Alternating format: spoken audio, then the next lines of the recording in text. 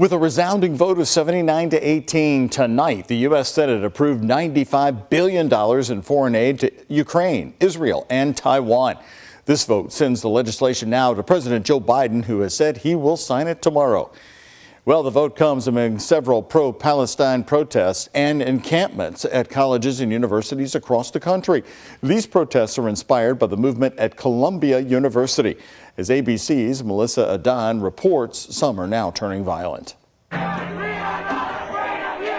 Dramatic video from inside the campus of Cal Poly Humboldt in Northern California. Protesters seen pushing and screaming at police.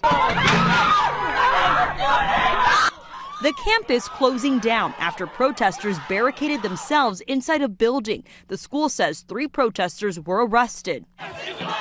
Chaos on campus growing across the country, where student-led groups are calling for their universities to cut ties with Israel. Protests also turning violent in New York City. The mayor blaming outside agitators and pointing to this video he says shows bottles and chairs thrown at officers. More than 150 students and faculty at NYU arrested when police moved in to clear pro-Palestinian protesters who refused to disperse.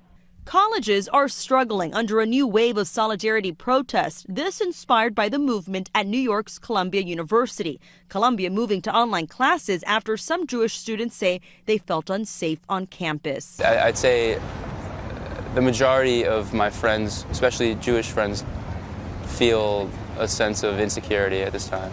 But some of the protesters at Columbia are Jewish and part of the 100 arrested there. I have never felt more proud to be Jewish and more in line with the values of my faith than when I was being taken out of Columbia's lawns with my hands zip-tied behind my back. Protesters now digging in on campuses across the country, from the University of Michigan to the University of Minnesota, where police took down tents and made arrests. In Cambridge, Massachusetts, Harvard Yard locking its gates. And at University of California, Berkeley, demonstrators setting up what they call a Free Palestine encampment. Melissa Adan, ABC News, Los Angeles.